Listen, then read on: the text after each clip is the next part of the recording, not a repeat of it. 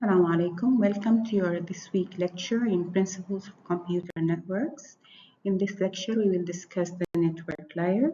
We will cover the network layer design issues, routing algorithm, internet working, and network layer in the internet. As for the layer design issues, we will talk about store and forwarding packet switching, service provided by the network layer for the transport layer, implementation for connectionless services and for connection-oriented services, a comparison between virtual circuits and datagram subnet. The main function of the network layer is to store and forward packets from source to destination. A host with a packet to send will transmit it to the nearest router. The packet is received, verified, stored, then forwarded to the next router. This step can be repeated many times through the routers in the subnet until it reaches the destination router. The services provided by the network layer should be designed with the following in mind. Services should be independent from router's topology. The transport layer should be shielded from number, type, and topology of routers present. The network addresses made available to the transport layer should be uniform in numbering plan, even between LANs and WANs. There are two types of network layer services, connectionless and connection-oriented. First, there was a debate between providing connectionless services and connection-oriented services. The connectionless service team rely on 40 plus years experience with the computer networks and reliable internet, host doing error control and flow control. The connection-oriented team rely on 100-year plus experience with worldwide telephone systems, and their main argument was it's difficult to provide quality of service using connectionless services. The result that the network layer provide both connectionless and connection-oriented services.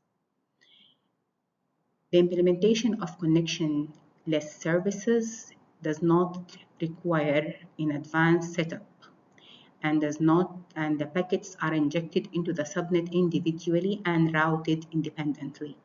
Packets are called datagram and the subnet is called datagram subnet. Implementation of connection-oriented services, the path from source to destination router should be set up before sending any packets. This connection is called a virtual circuit and the subnet is called virtual circuit subnet.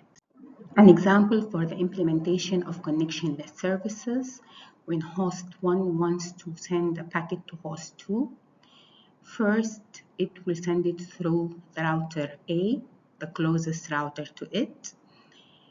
At first, we can see the router table of A on the left, where destination B can reach through destination B, C through destination C. These are adjacent routers. Destination D through destination B, destination E through destination C, destination F through destination C. The first three packets are routed from A to C to F. Then, for some reason, C went down, so A will change its routing through B instead of C. So the fourth packet will be sent through A, B, D, E to F. That shows how packets are routed independently.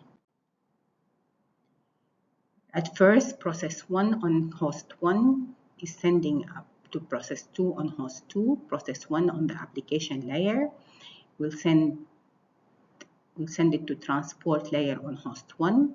Host 1 transport layer will send it to host 1 network layer where the message is deassembled. Host 1 network layer will send it to host 2 network layer through the route for the 3-4 first packets through the route host 1 A, C, E, F to host 2. For the fourth packet after C is down, the route will be host 1 A, B, D, E, F to host 2. Then host 2 network layer will send the packet to host 2 network layer where it's assembled. Then host 2 transport layer will send it to the application layer to P2. As for implementation of connection-oriented service, we see here the route should be established before sending any data, and the route is fixed for any data from host 1 to host 2 and from host 3 to host 2, where the virtual circuit contains routers A, C, and E. Despite that host 3 and host A both are sending through route A, C, and E, but they have 2 different virtual circuit numbers. Circuit 1 for host 1 and circuit 2 for host 3. And these virtual circuit numbers are a part of the routing tables for A, C, and F. All the packets follow the route A, C, E to F, then to host 2. If we are going to compare virtual circuits to datagram subnets, first, the circuit setup is not needed in datagram subnets. It's required in virtual circuit subnets. Addressing each packet contains the full source and destination address for datagram subnets. Each packet contains short virtual circuit router in virtual circuit subnets. In state information, routers they not need to hold state information about connections, while in virtual circuits, the router is required to have space for per connection for the status of the connection. In routing in datagram subnets, each packet should be routed independently, while in virtual circuit subnets, all the packets follow the same route after establishing it. If a router failed in datagram subnets, there will be few packets lost, no more than this. If a router failed in virtual circuit subnet, all the virtual circuits going through that router will be terminated. Providing quality of service is difficult in datagram subnets, and it's easy in virtual circuit subnets if enough resources were allocated to the virtual circuit. Same applies for congestion control. Next, we're going to discuss routing algorithms. We're going to go through optimality principles, shortest path routing, flooding, distant vector routing, link state routing, hierarchical routing, broadcast, multicast, anycast routing, routing for mobile hosts, routing in ad hoc network. The main function of the network layer is to route packets from source to destination. The routing algorithm is used to decide which output line the incoming packet should be transmitted on. For datagram services, this decision must be made for every new packet, and the route might change from one packet to another depending on the changes in the topology. For virtual circuit networks, this decision is made only when a virtual circuit begins at the setup of the connection. After this, all packets follow the same established route. The router actually performs 2 tasks: to forward the incoming packets according to the routing table and to fill and update its routing table. The first is called forwarding and the second is called routing. For routing algorithms to be designed, they should be designed with certain criteria in mind. Correctness. The routing algorithm has to be correct. Simplicity. It has to be simple. Robustness. It has to cope with the changes in the topology and traffic without requiring all processes and all hosts to abort and the network to be rebooted every time a router crashes. The routing algorithm should be stable. That means it reaches its balanced state and stays there.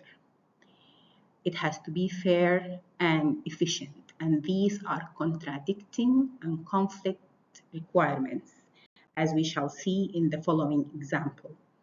If A to A dash, B to D dash, C to C dash generates enough traffic to saturate the link, then X to X dash will not be allowed to transmit packets. This can be efficient use for the network bandwidth, but it's not fair for X and X dash to be denied to use the bandwidth. There are two classes of routing algorithms, non-adaptive algorithms and adaptive algorithms.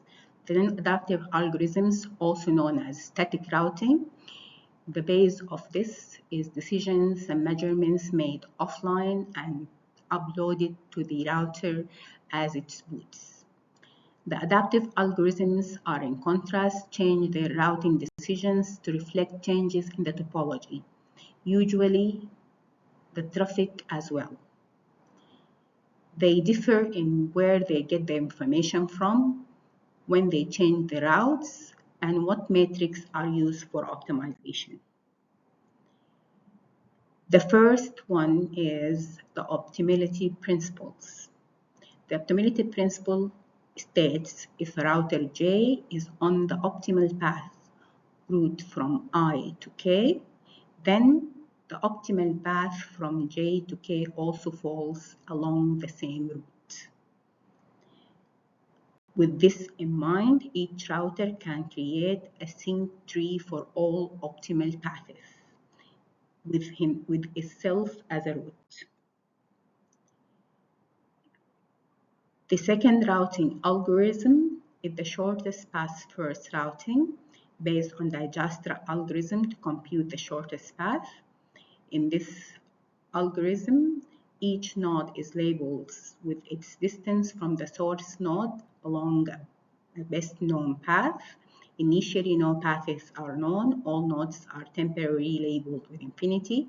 As the algorithm proceeds, the paths are found and the labels may change, reflecting better paths. Label may either be temporary or permanent. When it is discovered that the label represents the shortest path, it became permanent. Another routing algorithm used is flooding, where the incoming packet is sent out on every outgoing line except the one it came from. This can create endless numbers of packets roaming the network, sent and resent again. For preventing this from happening, there are two ways. One is to have hop counter contained in the header of each packet, which is decremented at each hop. When it reaches 0, the packet is discarded. The other way is to keep track of which packets have been flooded to avoid resending them again. A variation of flooding is slightly more practical, is called selective flooding. Flooding is not practical for most applications, but it has some uses such as military applications. The fourth routing algorithm is distant route vector routing, where each router maintains a vector or a table giving the best known distance to each destination and which line should be used to get there. These tables are updated by exchanging information with neighbors. To update these tables, measures its distance to its neighbor, receive the vector from its neighbor, and compute its own vector. Assume that the delay used as a metric and the router knows the delay for each of its neighbors. Once every t milliseconds, each router sends each neighbor a list of estimated delays to each destination. It also receives a similar list from its neighbors. Imagine one of these tables has just came in from neighbor X, with Xi being estimated for how long it takes to get to router I. If the router knows that the delay to X is M, then it can reach the router I via X in Xi plus M milliseconds. Performing this calculation for each neighbor, the router can find out which estimates seem the best, and use that estimate to corresponding ring for the new routing table. The old routing table is not used in this calculation. An example here where A is a subnet of routers A to L. A subnet, as we have stated before, is the routers and the link that join them. The inputs from A, I, H, and K, and the new routing table for J is shown in B,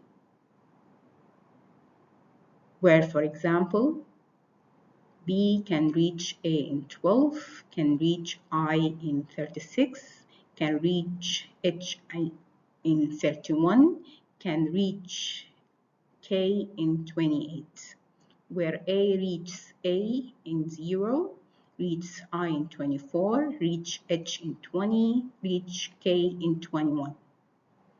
Looking at all routers, how they can reach A, the smallest metric is A reaching A in 0, so the line A will be the chosen one.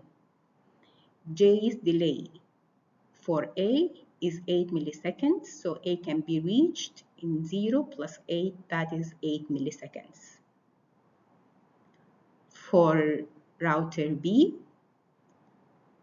can be reached from I in 18 milliseconds, which is the lowest value, and the delay from J to I is 10 milliseconds, so B can be reached from I in 28 milliseconds. And this way, the routing table is filled. A main issue with distant vector routing that it reacts rapidly to the good news, but leisurely to the bad news, creating what is known as the count to infinity problem.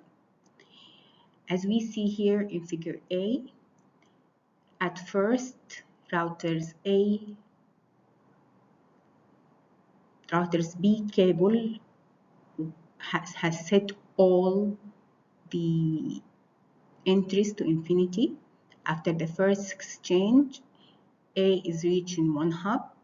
After the second exchange, C is reached in 2 hops. After the third exchange, D is reached in 3 hops. And after the fourth exchange, E is reached in 4 hops. If A went down for any reason and B declared that it cannot reach A, C might tell B that it has a link to A. B won't know that the link goes through itself. So it will adapt the route given by C, telling itself that A can be reached in 3 hops, while C in 2 hops and D in 3 hops, E in 4 hops. Then it will recalculate bear in mind that the old routing table is not used to create a new routing table. After the second exchange, A will be reached in 3, C will be reached in 4, D will be reached in 3, E will be reached in 4th. After 4th exchange, B will be reached in 5, 6, C in 6, D in 7, E in 6. This will go on incrementing the number of hops until it reaches infinity. To prevent this from happening, we can limit the maximum number of hops to a certain number, 15 for example. Anything further than 15 will be considered an infinity. Yet, this will not solve the problem of the increasing number of hops in the routing table. The other routing algorithm is the link state routing algorithm. The problem with distant vector, as we have stated, that the delay matrix Q length, thus it doesn't take the line bandwidth into consideration, and the algorithms take too long to converge, creating the infinite count to infinity problem. Thus, the link state routing, where each router must do the following. It must discover its neighbors and learn the network addresses, set the distance or cost metric to each neighbor, construct a packet containing all what it has learned, send the packet and receive packets from all routers, compute the shortest path for every other router having the whole network topology. The first step is learning about the neighbors. The router sends special hello packets to each point-to-point link. The routers on the other link reply with telling who are they. The names are globally unique. The information about the neighbors can be found out. Then, if we have a LAN with multiple connected routers, it's easier to represent a LAN with a single node in our graph, where a designated router is used to be the one that the LAN communicates through. And all routers will send in the network will send their traffic to this designated router, and the router will communicate with the rest of the routers. Step 2 is measuring the cost. That's to determine the delay and how long it will take to be sent over a certain line. For this to be calculated, a special echo packet is sent to the other side. It requires to be answered immediately with echo response. By measuring the round trip and dividing it by 2, the sending router will get a reasonable estimate of the delay. It's better to have average delay value by sending multiple echo packets. Step 3 is building the link state packets. Each router builds the packet containing all data it has. The packet starts with the identity of the sender, followed by a sequence number of the packet, the age of the packet, and the list of neighbors. To build them is easy. To build the advertisements is easy, but when to build them is difficult to determine. Whether to build them periodically in regular intervals or to build them whenever a significant event happens, like a neighbor going down or a line exchange its properties. An example of link state routing, here we have a subnet with routers from A to F.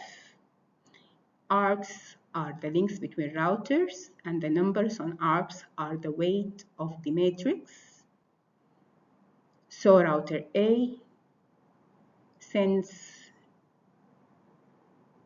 an advertisement telling all the other routers that B is 4 hops away, E is 5 hops away,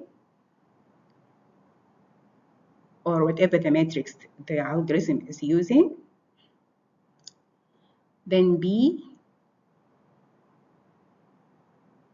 will send an advertisement telling that A is 4 hops away, and C is 2 hops away, and F is 6 hops away.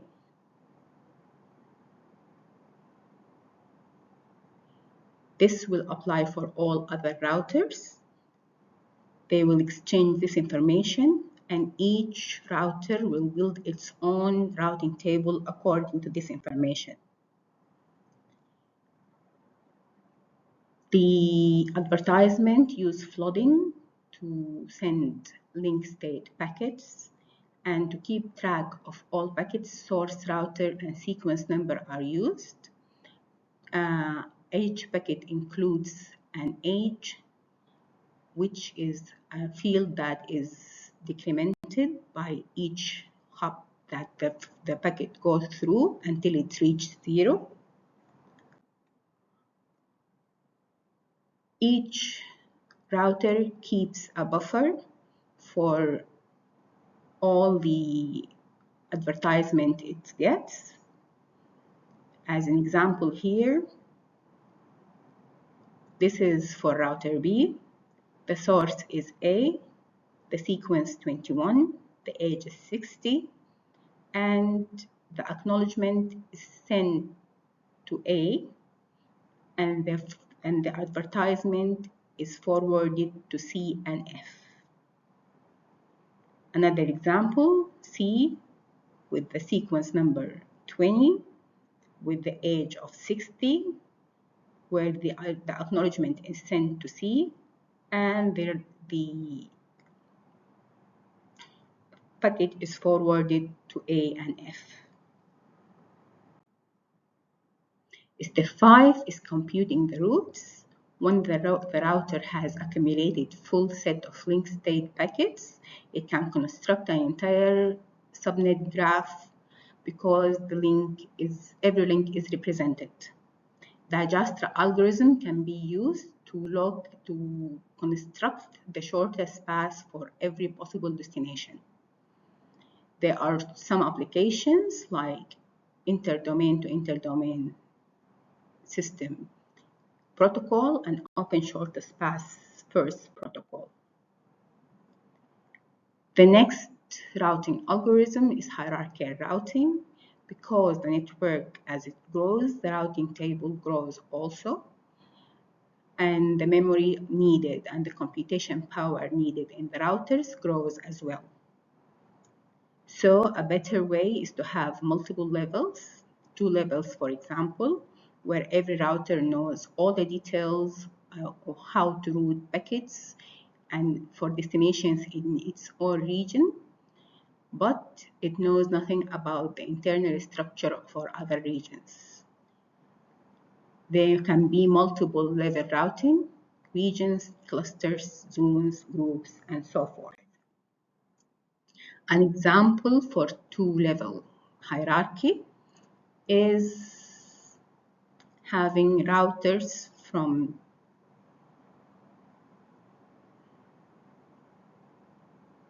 A1 to E5.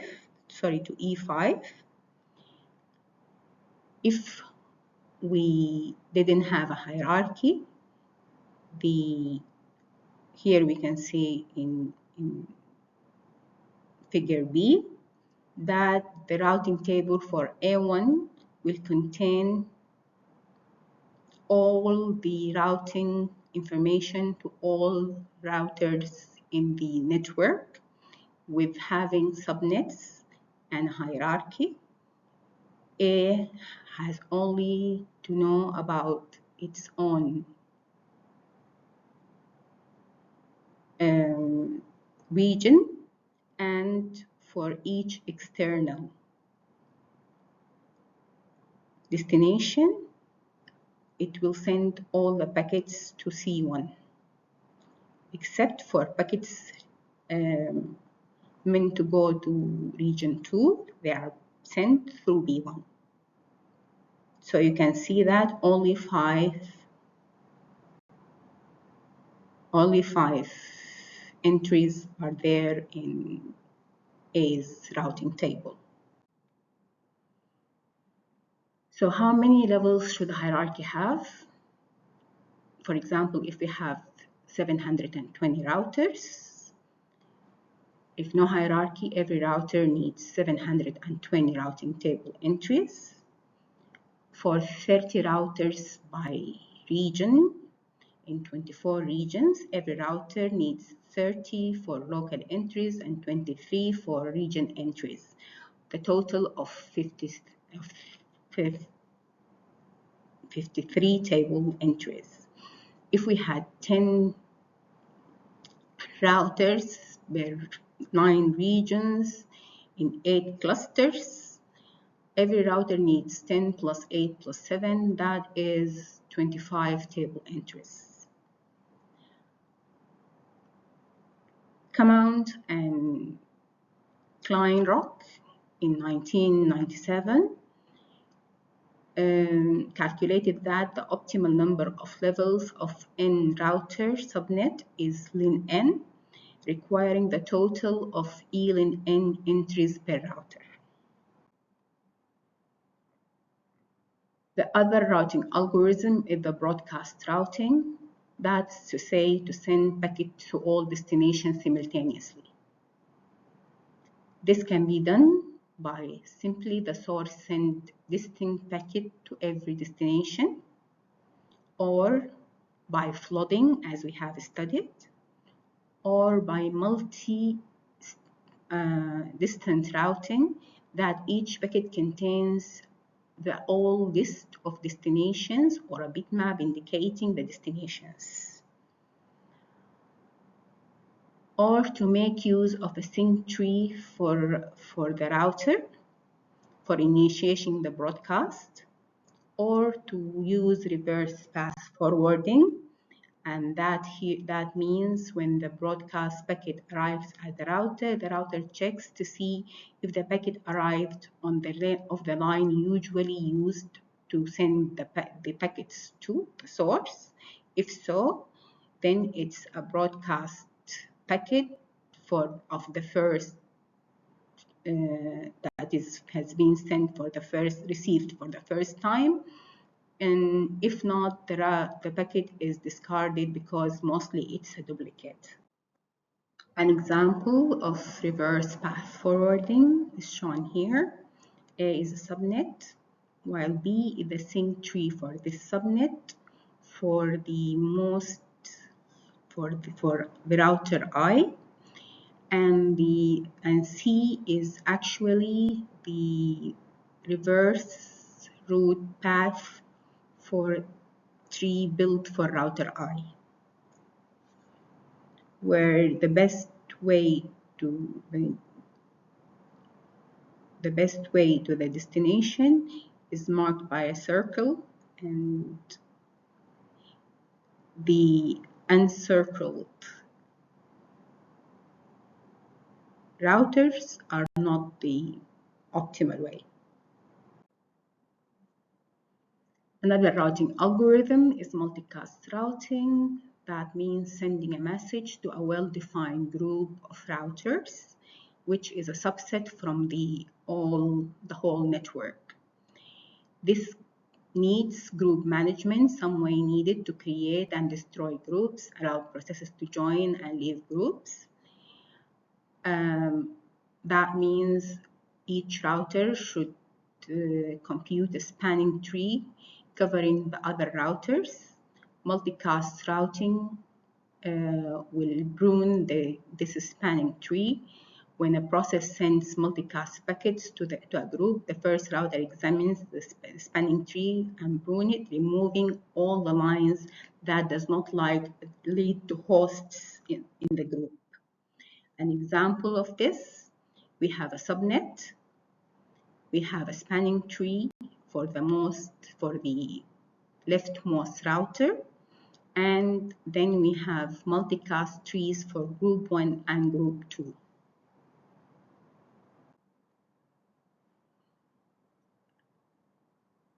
For better communication, the routers might choose a core-based tree with a core router that all the senders send the data to it, and it's distributed to the group, as we can see here. Anycast routing, where the packet is delivered to the nearest member of the group. The schemes to find these passes are called anycast routing and shown in the figure below. As for routing for mobile hosts, a mobile host is a host that is roaming and wants to have its own home address because all the data sent to it is sent to its home address.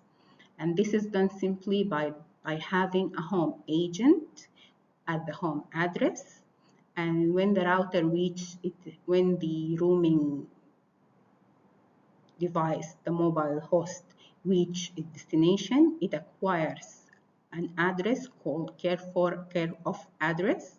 It sends the care of address to its home agent, and the home agent creates a tunnel between itself and the mobile host.